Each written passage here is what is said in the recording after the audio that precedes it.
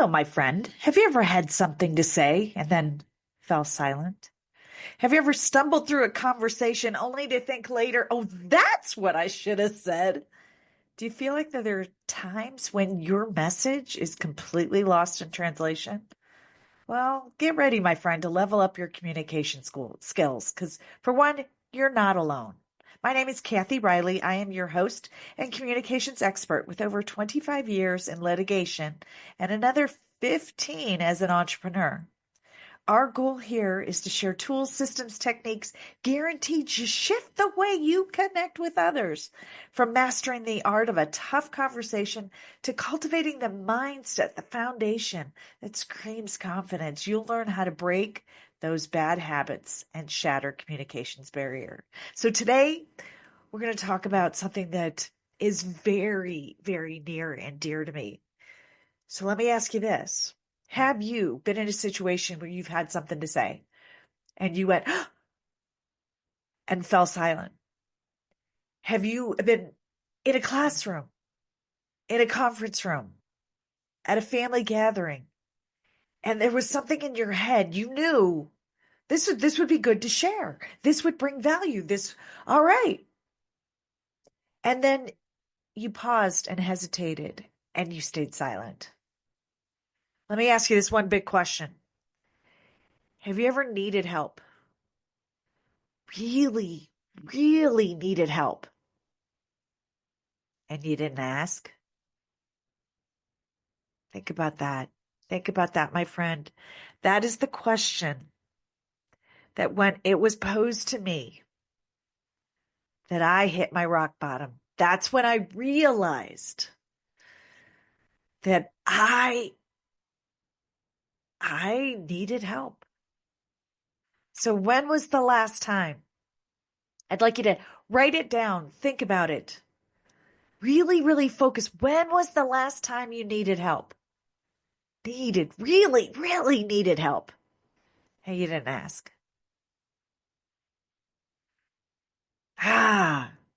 So there's a reason why we don't ask. And we break it down. I break it down into like three categories. And I'm speaking from experience, and I've been coaching and training on this for years. So I know what I'm talking about, and I've seen the success on the other side of this. And I believe as a speaker and a trainer, you guys, when you're going through it, that's great. That's not when you speak on it. You speak on it when you're on the other side. That's the difference between knowledge and wisdom, right? As I was going through the insanity of learning how to use my voice, I was gaining knowledge. Knowledge. Now I'm on the other side. I've learned how to use my voice that once saved my life. Now I've been on thousands, tens of thousands of stages, in person and virtually, using my voice, being able to ask for help. That's the wisdom because I know what has worked. So what you guys, how I'm going to share with you today, one of the most powerful tools that you can ever implement to shift you from staying quiet, not being able to ask for help, to being able to use your voice when you need to use your voice. So we got to think about, why do we hesitate? And the foundation of it all is fear, right? We hesitate. Fear of judgment, fear of rejection, fear that we're worried about what other people think, that we can't handle ourselves, right? We're worried about them. The other one, the next category. So it's fear. Then the other one is belief that we should be able to do it. This is the warrior, right? I'm a warrior. I should be able to. And I'm my mama's daughter and my grandmother's granddaughter. And as women growing up in a traditional Catholic home in the Midwest, man, we got stuff done. We got it done. You didn't ask for help. You were the help. You just did it. You got it done. I grew up that way. Belief. I truly believe that I got this.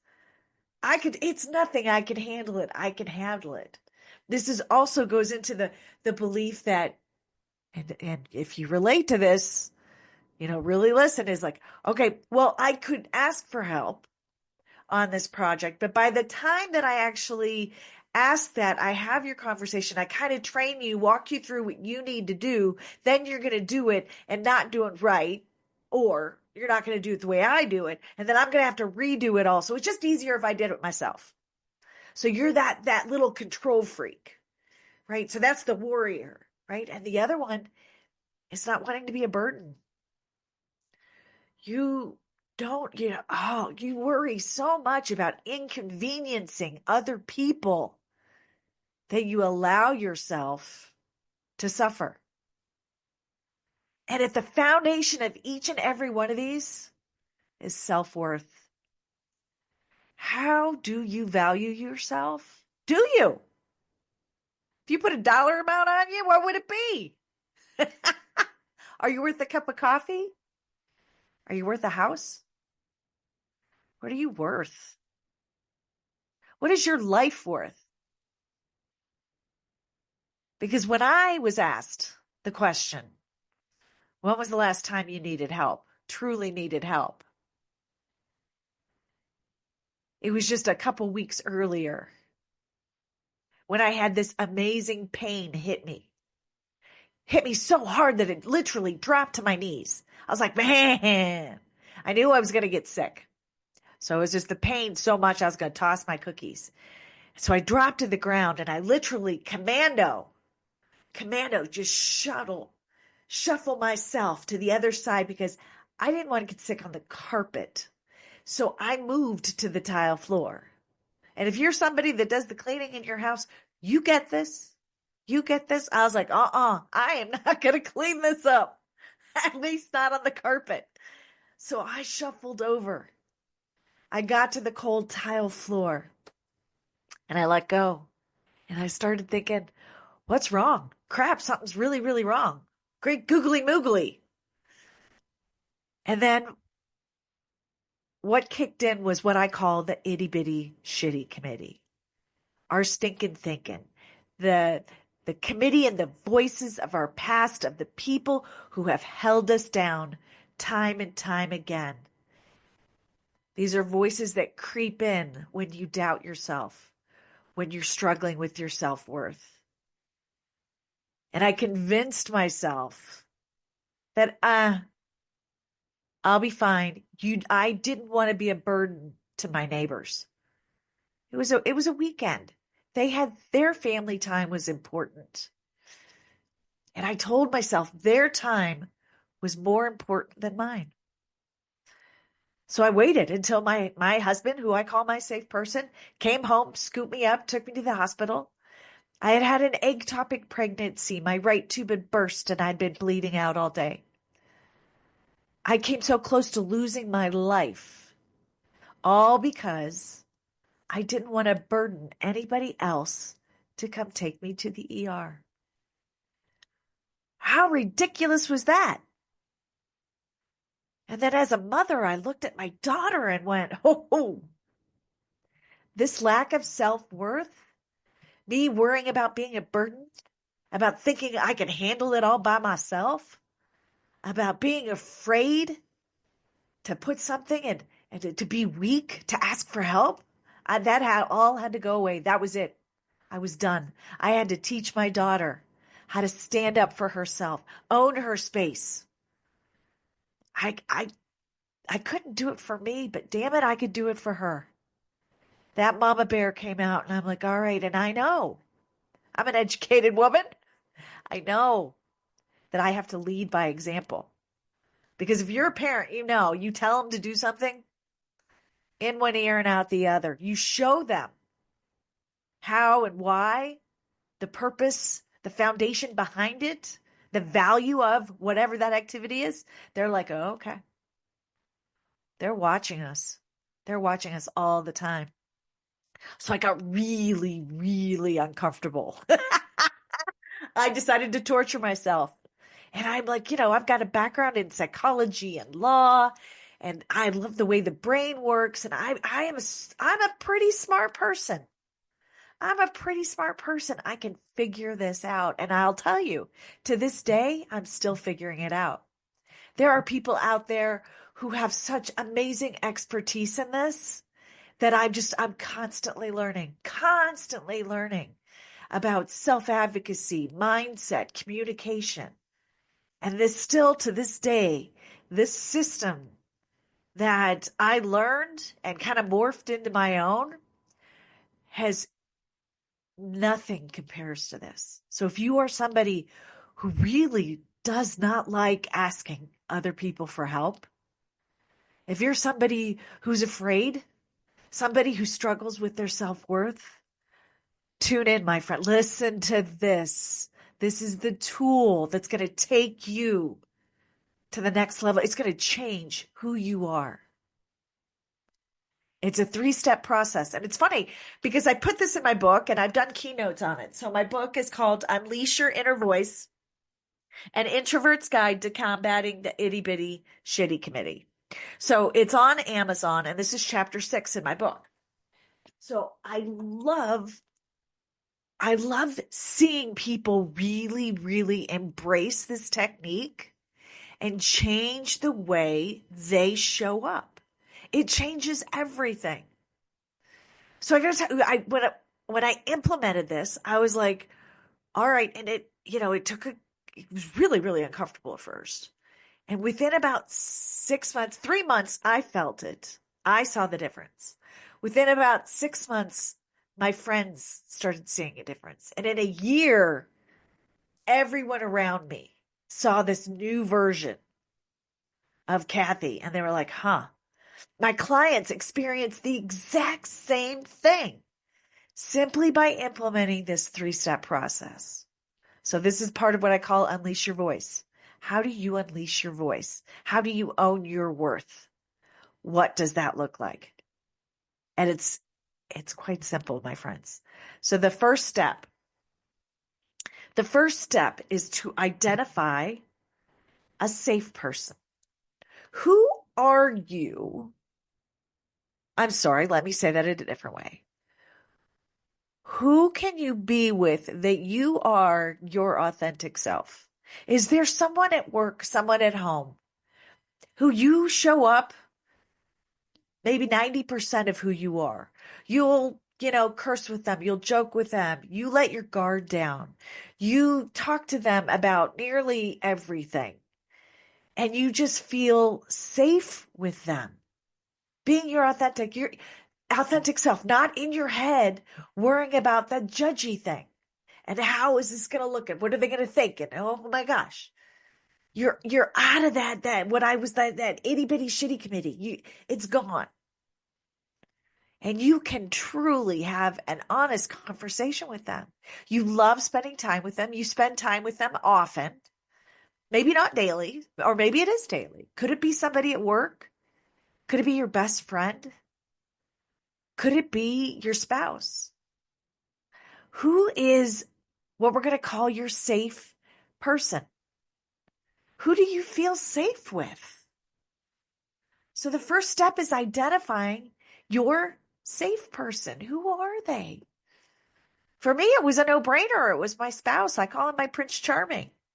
He is the one person that I really, really show up with. I remember when we first met, I'm like, I really want to be like him. He's so charming and he can talk to anybody and he's so confident, all of this, which is part of the reason why I fell so madly in love with him. He's just, and he allowed me to be me. The good, the bad, and the ugly, he allowed me to be me. Now, what he didn't realize at the time is there's still a lot of me that nobody had ever seen. There was still a lot of my voice that I had never used. There was so much of me that was uncharted yet. And I was like, all right, this has got to change. So I identified my safe person as my husband. So the first thing you want to do is identify them and then let them know you're going to be doing a little something, something. I'm going to be doing an experiment. I'm going to be trying to show up differently. I'm going to be using my voice. So you let them in on this experiment, on this training, on this session, on this little secret. You are in the process of a transformation, and I need a safe person to be a transformation. So let them in on it. Ask permission. Ask permission to say, you know what? I'm working. I read this book, Unleash Your Inner Voice. I heard this podcast from Breaking Bad Communication. And Kathy's got this 3-step process, and I'm going to try it. And the first thing to do is identify a safe person. And you, I see you as my safe person. Are you okay? Do I have permission to call you my safe person for the next, 6 months? Because I'm going to try some things. I'm going to get really uncomfortable. And I need to be doing that with somebody who creates that safe space. Are you okay with that? And I got to tell you, of the thousands of people that have had this conversation to do this 3-step process, no one has ever said, I'm not interested. I don't want to help you. That's ridiculous. What are you talking about?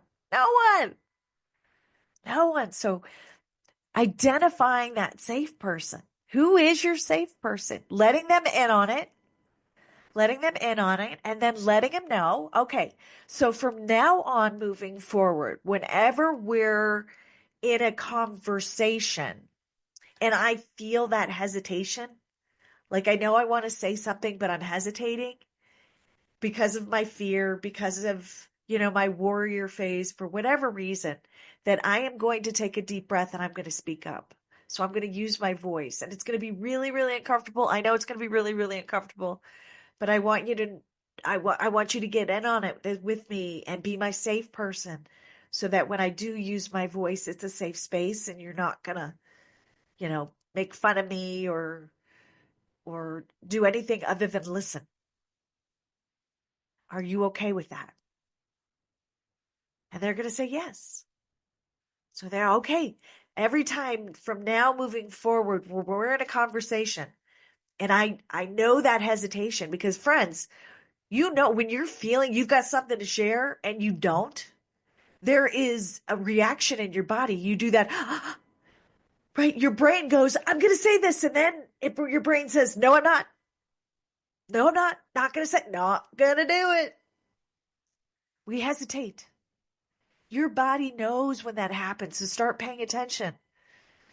And tell your safe person, I'm going to start paying attention.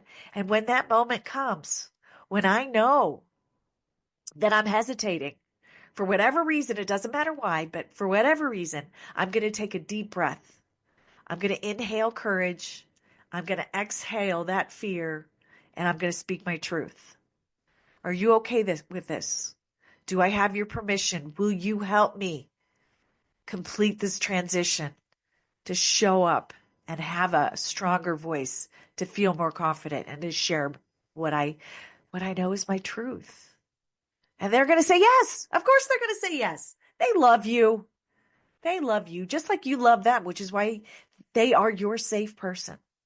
So step 1 is identifying them and letting them in on it. So then step 2 is having them get with that permission now and letting them in on everything, knowing that when the hesitation now is going to happen, you're going to take a deep breath. Literally, guys, write this down. Take a deep breath, because you're going to inhale courage. Exhale, big time. Exhale all the fear, and then speak. You have now, by doing this, you've created your safe space. So we have the how, the safe person, and now we've created a safe space. So now every time you are in that safe space, you can use your voice. Get uncomfortable. It's going to feel ugly. It's going to feel weird. It's just going to feel off. It's going to be so uncomfortable. But what happens when you get past that uncomfortableness is so juicy. Because every time you do it, it gets easier and easier. You get more confident, and you hush that itty bitty shitty committee. You hush that stinking thinking, and you boost your self-worth.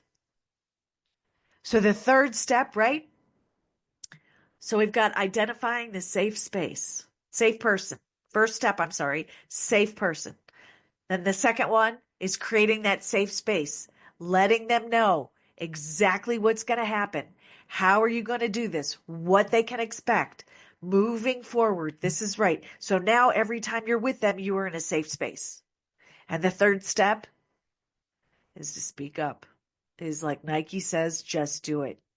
You just got to do it. You got to pay attention to when you're in that safe space with that safe person and that hesitation hits. And you're like, nope, thank you. And I always tell my hesitation, my stinking thinking, that I say thank you because that is your subconscious's way of trying to protect you. You, at the end of the day, your body, your brain, your gut, everything, all they want to do is have you thrive, survive and thrive the best it can, to be healthy, to be happy, all of that. They just want that. So when the fear creeps in, they want to protect you from it. So your subconscious wants to protect you. That's where the hesitation comes. It's not like somebody's trying to foobar you. No. The itty bitty shitty committee is trying to protect you. And that's why I say thank you. Thank you. Not now. Not now. And then speak your truth. Say what you want to say. Remember that when you speak, you're bringing value to that conversation. And grace. And grace. You've got so much to share. You have amazing things going on in that head and that heart of yours. And the rest of us, we are more valuable. We are happier. We all collectively have more success, more happiness, more fulfillment when we all share our genius. It's not just about one person. Life would be pretty boring if it's just one person's opinion on anything. So you bring such value, such genius. So step into that, own that worth. Now here's what happens. Okay. So you've done the three things is safe person, safe space, do it. Speak up. Safe person, safe space, speak. Those are the three things. Okay. So here's what I'm going to explain happens. I'm going to give you my story. There's plenty of stories out there like this that I've heard, but this is my personal story because it's awesome and it's fun and it's me. So here I am letting my husband know, my Prince Charming, that I'm going to start using my voice when I feel that hesitation. And his response was, well, when do you feel hesitation? Because I feel like you're talking all the time. And I'm like, fair point, fair point. But there's plenty of times that I don't speak up, including when I needed help and I stayed silent and nearly lost my life. I'm like, I've got to unring that bell. I've got to unring that bell. So I'm going to do this. And so moving forward, every time I feel that hesitation, he's like, okay, yeah, I'm with you. Let's lock arms. Let's do this. So the first time it happened was just a couple days later. And my daughter, so she was about 5 at the time. She was off at a sleepover. And when you only have one kid, when there's a sleepover, it's date night for mom and dad. So we were going out. It was a date night. We're going to have a little fun. We're going to be adults, no responsibilities for a hot minute, right? Within reason. So we're in the car and there's the age old question between a couple, where do you want to go to eat? And my standard response has always been, I don't care wherever you want to go. I don't care wherever you want to go. I have never showcased my thoughts on any of that. What movie do you want to see? Where do you want to travel? What do you want to do this weekend? I've always stayed silent and just followed the leader. Because I figured eventually, I'll get to do what I want to do, but, I'll let. So this was the first question, and I had an answer. In my brain, I was thinking, oh, I could do margarita and this queso. So the hacienda right around the corner from me, they make their own queso. Oh, it's so good. So good. And I'm like, let's go for Mexican. And I remember thinking, this is what I want. And my standard response was, I don't care. And then I went, In my head, I went, no, Kathy, you do know what you want. You're craving something. So just say it. Here we go. Deep breath. Deep breath. Inhaled that courage. Exhaled that fear. And I said, Mexican? And he said, okay, sounds good. Let's go. And I remember laughing so hard. He's like, what's so funny?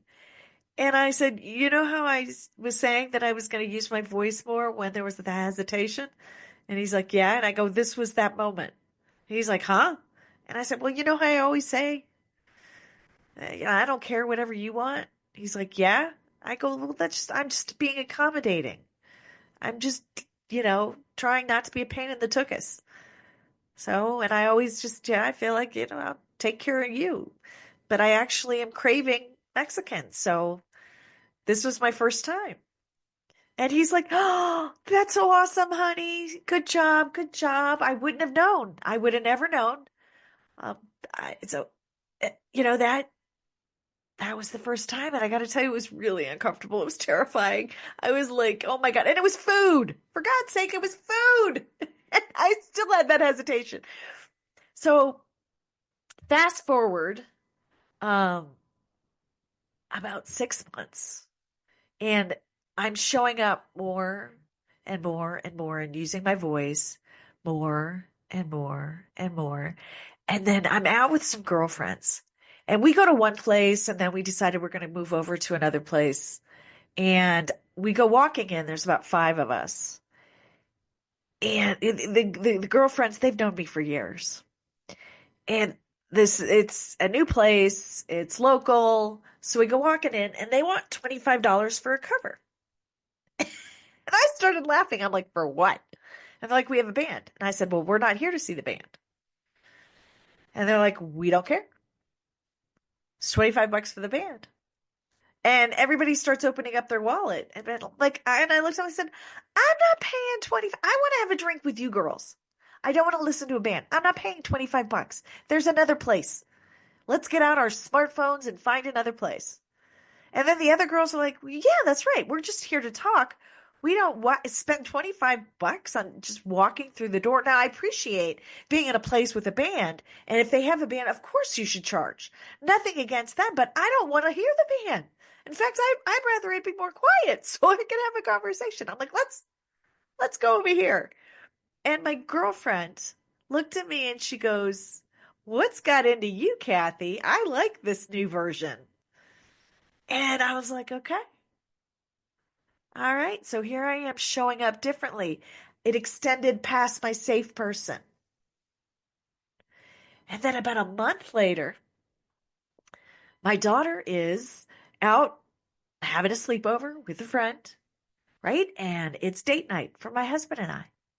And it's like, woohoo. And we ask the question that is always asked, plagued every couple in the history of marriage, when they're going, where do you want to eat? And I'm like, you know what? I'm craving Mexican again. Let's do Mexican. And he's like, no, I had that for lunch. And I was like, okay. I'm like, how about Italian? Let's go to this place. He's like, no, I just had that. And then I made one other suggestion. And he's like, no. And I said, well, honey, I'll tell you what. I have a feeling you're thinking of something in particular. So why don't you tell me where you want to go? And then we can have a conversation. And my face, my eyes lit up. My mouth dropped open. I'm like, oh, I'm like, look at me. I've made such progress in a little over 6 months from somebody who couldn't even pick up the phone to call for help to somebody who calls my husband out when the conversation went sideways because he can't use his voice. And I called him out on it. I was like, yes, this version of Kathy, I love it. So here's the power. The 3 steps, okay? You start small with your safe person. In a small, whether maybe it's a work spouse, right? Maybe it's somebody at work. Maybe it's a family member. Maybe it's your spouse. Maybe it's your best friend. Whoever it is, it starts small in that one conversation. So every time you're with that one person, you're in a safe space. And you get comfortable using your voice, and it transcends to conversations with family, with work, in your community, at the grocery store, at the doctor's office.